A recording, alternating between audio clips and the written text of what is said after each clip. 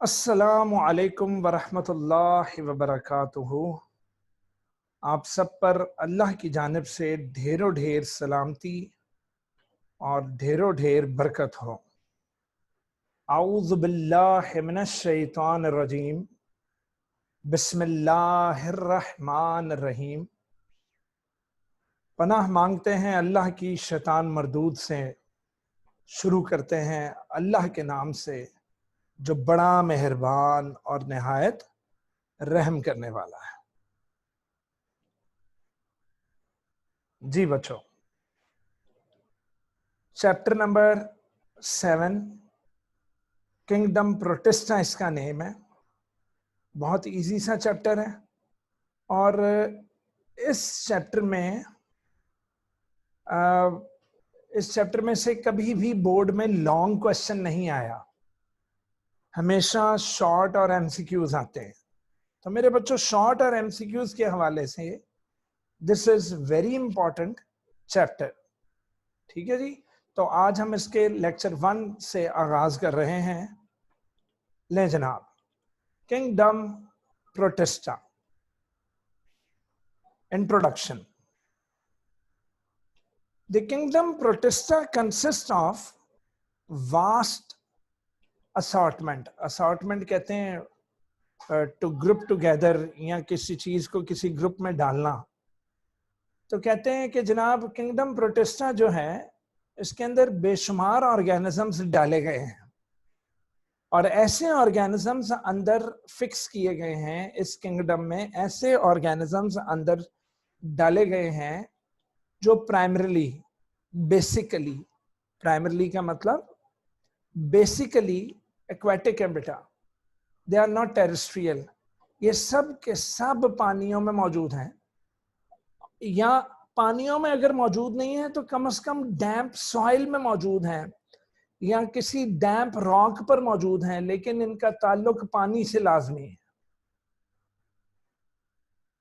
Eukaryotic हैं, prokaryotes का इनमें कोई काम नहीं, क्योंकि प्रोकैरियोट्स किंगडम मुनैरा में आता है।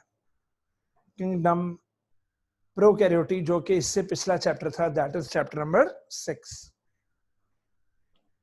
इस किंगडम में मौजूद ऑर्गेनिजम्स की जो बॉडी की जो शक्लें हैं, यानी इनकी बॉडी की जो फॉर्म्स हैं, वो डाइवर्स है बेटा। वैरायटी ऑफ ऑर्गेनिजम्स मिलेंगे, वैरायटी ऑफ ऑर्गेनिजम्स। और तो और इन तमाम ऑर्गेनिजम्स में डिफरेंट टाइप्स ऑफ रिप्रोडक्शन हो रही होंगी। यानी बहुत मुश्किल है कि इनमें कोई चीज कॉमन हो जाए, यानी इंतहाई डिफरेंट ऑर्गेनिजम्स एक किंगडम में रखे हुए हम लोगों ने। इन सब के variety of modes of nutrition होंगे। ग़िज़ा हासिल करने की जो वैरायटी है वो भी वास्ट होगी। और तो और जिंदगी गुजारने के जो लाइफस्टाइल्स हैं वो भी एक दूसरे से मैच नहीं हो रहे होंगे। मेरा बेटा, इस किंगडम में मौजूद ऑर्गेनिजम्स को इन तमाम चीजों की वजह से, डिफरेंट बॉडी फॉर्म्स की वजह से, डिफरेंट टाइप्स ऑफ रिप्रोडक्शन की वजह से, डिफरेंट मोड्स ऑफ न्यूट्रिशन की वजह से और डिफरेंट लाइफस्टाइल्स की वजह से, it is very much difficult to characterise them. इनके सब ग्रुप्स बनाना बड़ा मुश्किल है, क्योंकि एक ग्रुप में सिमिलर ऑर्गेनिजम्स डलते हैं, लेकिन फिर भी कोशिश करके इनके फाइला बनाए गए हैं इस किंगडम के, लेकिन बहुत मुश्किल से बनाए गए हैं बेटा, क्योंकि हर ऑर्गेनिज्म दूसरे ऑर्गेनिज्म से डिफरेंट है। पॉइंट नंबर 2, एक ऑर्गेनिज्म बेचारा एनिमल्स के पास गया, जाकर कहने लगा भाई मुझे अपने किंगडम में रख लो। एनिमल्स ने कहा ओए तू हम जैसा दिखता है नहीं, चल निकल यहां से। तो एनिमल किंगडम ने धुतकार दिया।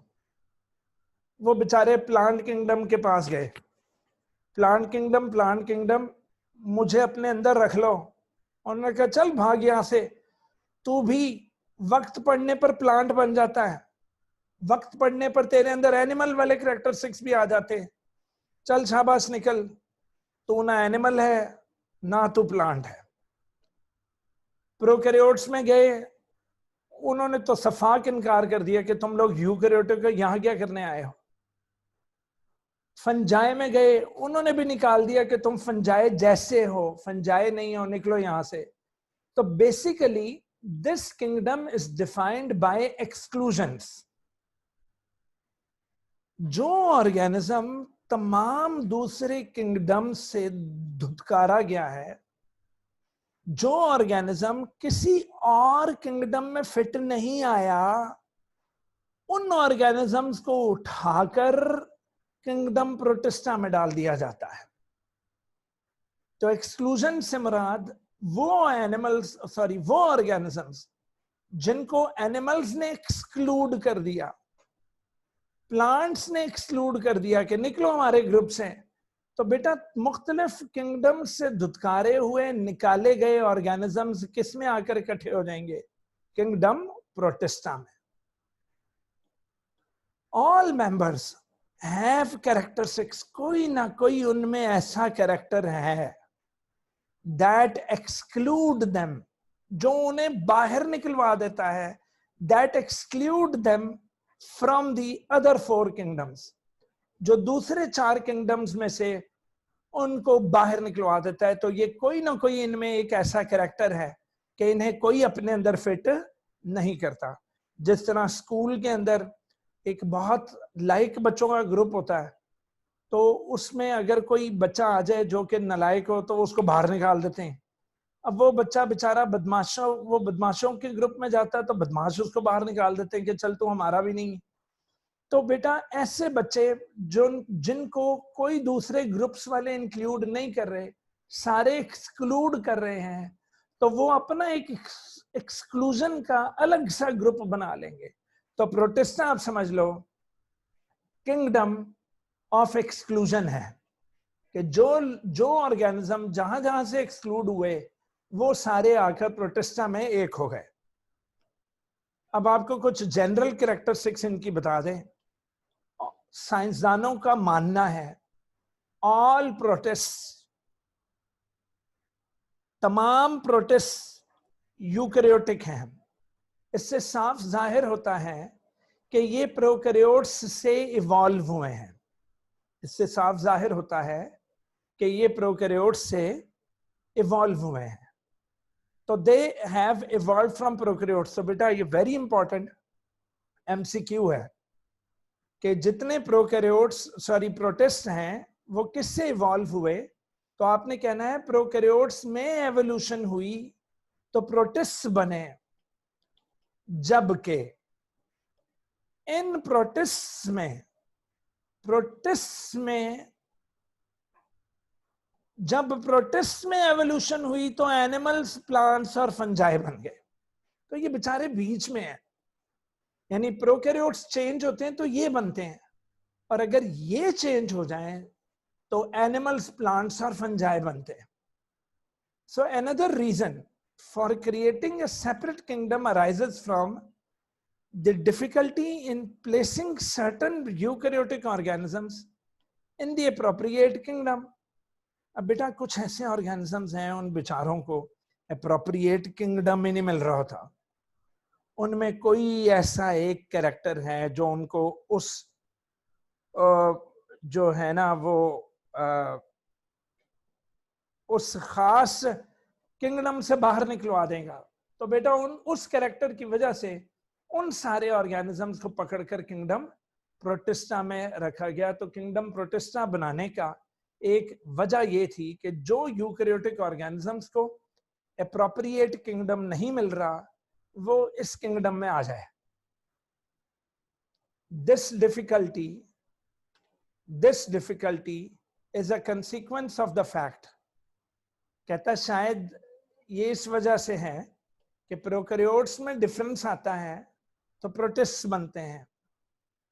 अब प्रोटिस्ट में एवोल्यूशन होती है तो अदर यूकैरियोटिक किंगडम्स बनते हैं। तो पता लगा कि किंगडम प्रोटिस्टा जो है वो किंगडम प्रोटिस्टा जो है वो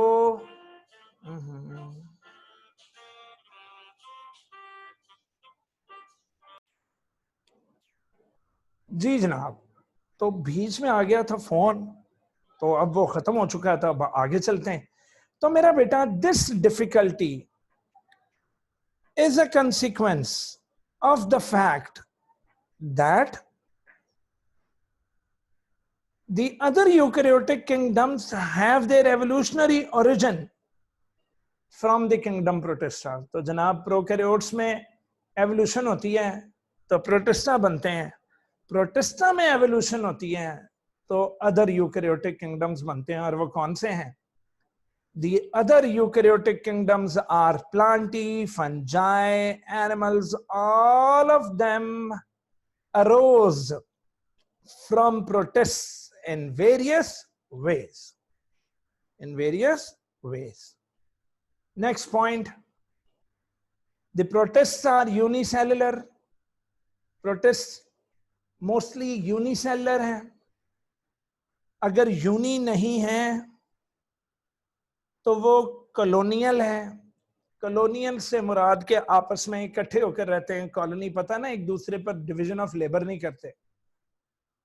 और अगर इन्हें मल्टी सेलुलर बॉडी बनाने की जरूरत पड़ भी गई तो बेटा ये सिंपल मल्टी सेलुलर होंगे। सिंपल मल्टी सेलुलर का मतलब लिख लें मेरे बच्चा, सिंपल मल्टी सेलुलर का ना मतलब अपनी अपनी किताबों पर लिख लो कि सिंपल मल्टी सेलुलर से मुराद ये है कि बॉडी मल्टी सेलुलर है लेकिन रिप्रोडक्टिव ऑर्गन यूनिसेलुलर है। दोबारा सुन लो, बॉडी मल्टी सेलुलर है लेकिन रिप्रोडक्टिव ऑर्गन यूनिसेलुलर है, माइक्रोस्कोपिक है। तो ये हो गए simple multi cellular organisms. And remember that ये तमाम, ये यूनिसेलुलर, ये कॉलोनियल, ये सिंपल मल्टी सेलुलर, ये सारे यूकैरियोटिक सेलुलर ऑर्गेनाइजेशन रखते हैं। अंदर जो सेल्स हैं वो यूकैरियोटिक सेल्स हैं। यूकैरियोटिक से मुराद स्पेसिफिक मेम्ब्रेनस ऑर्गेनेल्स वाले सेल, स्पेसिफिक मेम्ब्रेनस ऑर्गेनेल्स वाले सेल, माइटोकॉन्ड्रिया, गोल्जी एपरेटस वगैरह वगैरह। तो पुत्र, यूकैरियोटिक सेल्स,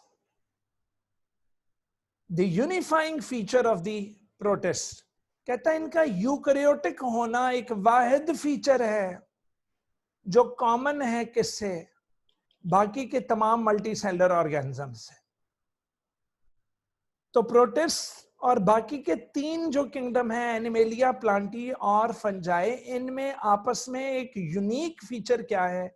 इनका आपस में कॉमन क्या है? तो इनके आपस में कॉमन ये है कि ये सब यूकैरियोटिक cells हैं. So are common to the complex multicellular organisms belonging to 3 eukaryotic kingdoms, that is fungi, plantae और animalia. तो fungi, plantae और animalia में अगर कोई चीज, fungi, plantae, animalia और protista में अगर कोई चीज कॉमन है तो वो यूकैरियोटिक सेल्स का होना है.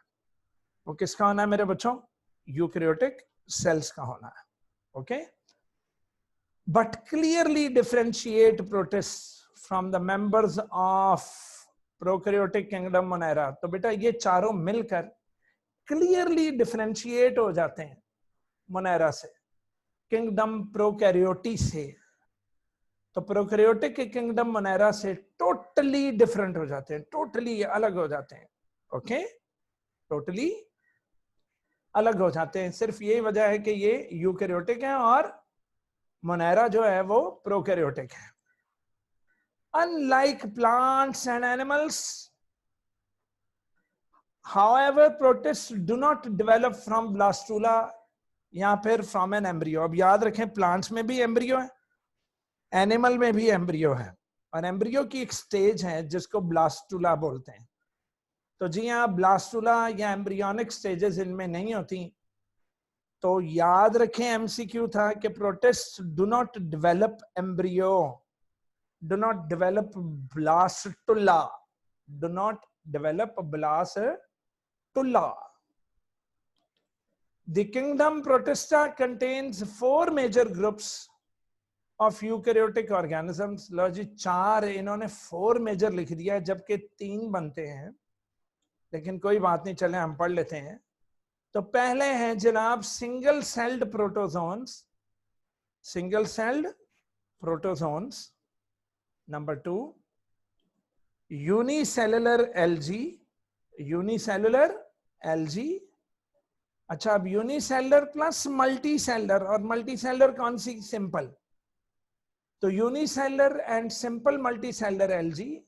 और तीसरा बड़ा ग्रुप है इनका स्लाइम मोल्ड्स एंड ऊमाई कोट्स का, ऊमाई कोट्स। अच्छा, याद रखें कि जो प्रोटोजोन्स हैं, these are animal like protist, animals की तरह है मगर एनिमल्स नहीं है। Unicellular algae and multicellular algae are plant like protist, ये प्लांट की तरह है मगर प्लांट्स नहीं है, प्लांट्स की तरह है मगर प्लांट्स नहीं है। डन। एंड जो स्लाइम मोल्ड्स या फिर ऊमाइकोट्स जो हैं, ये फंजाई लाइक प्रोटिस्ट हैं। ये कौन से प्रोटिस्ट हैं? फंजाई लाइक प्रोटिस्ट हैं। ठीक है जी। और एक मिनट जरा होल्ड कीजिएगा जनाब।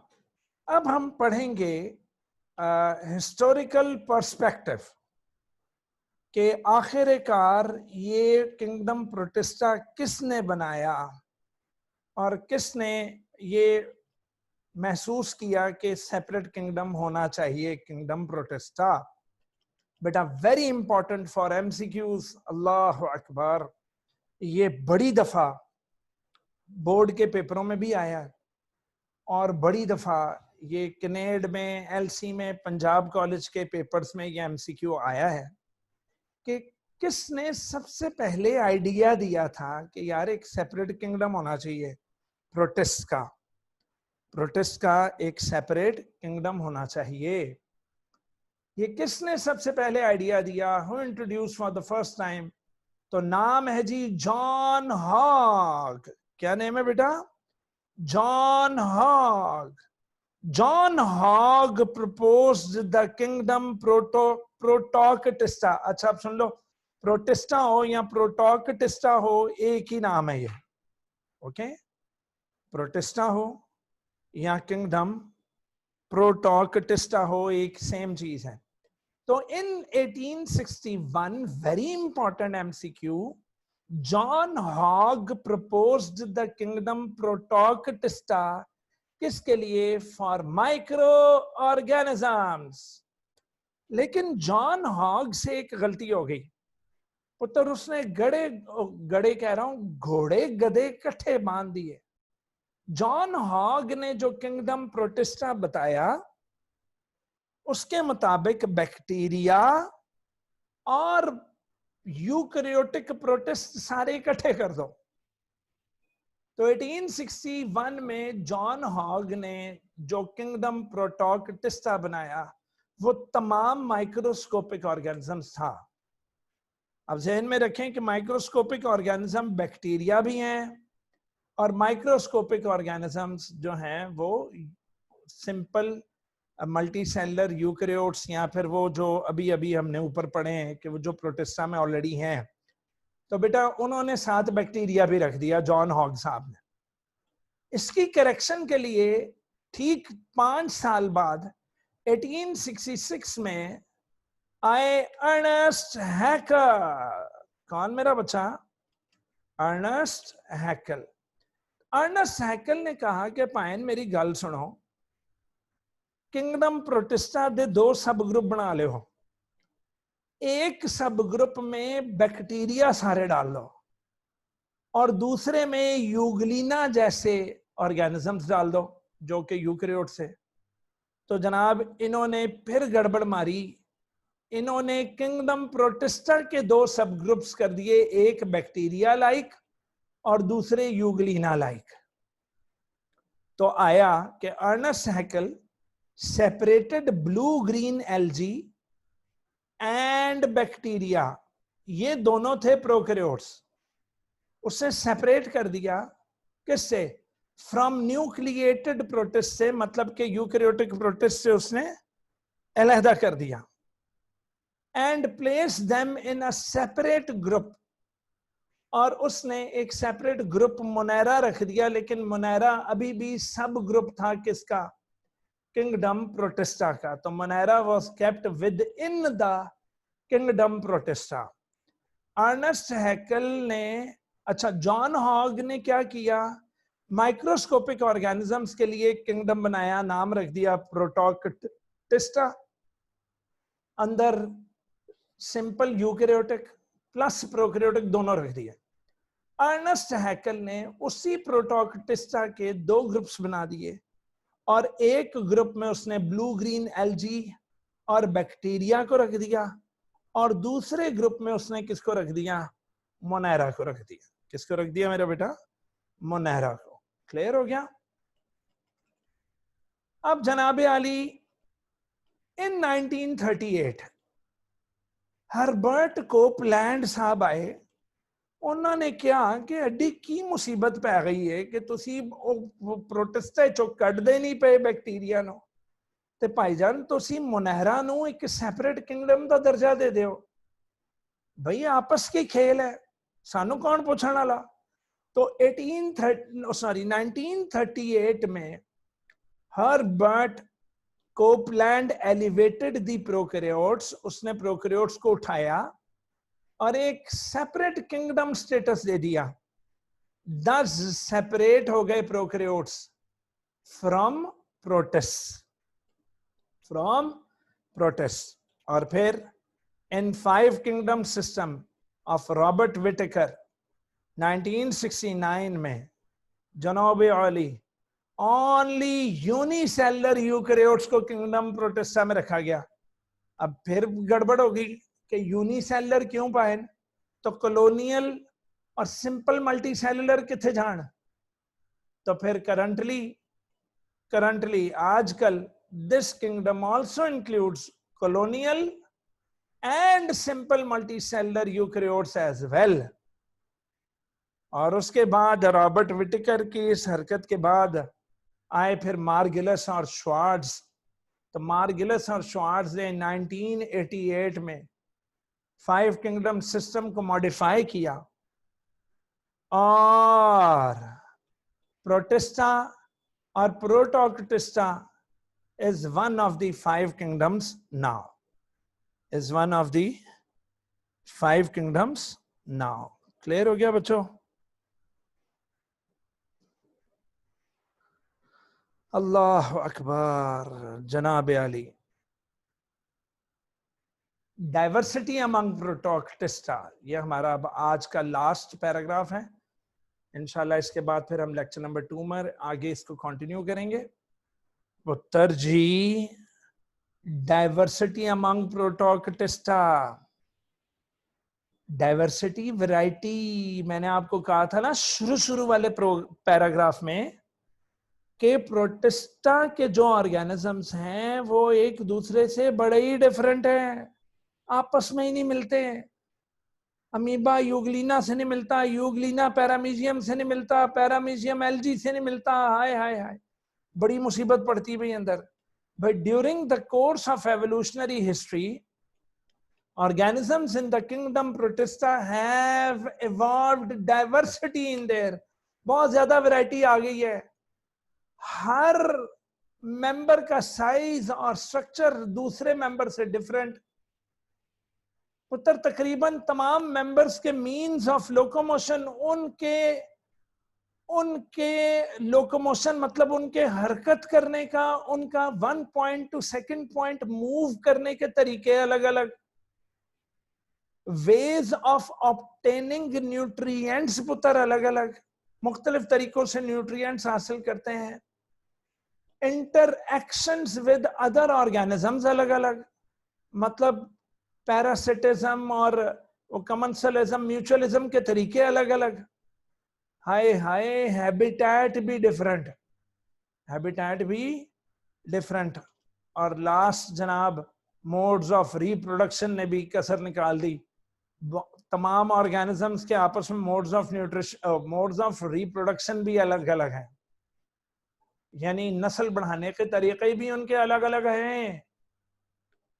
डाइवर्सिटी जो वैरायटी है is exhibited by all the major protist groups.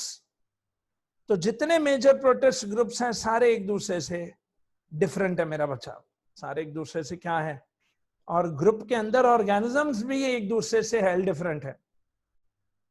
Based on diversity most biologist regard the protist kingdom as polyphyletic group of organisms।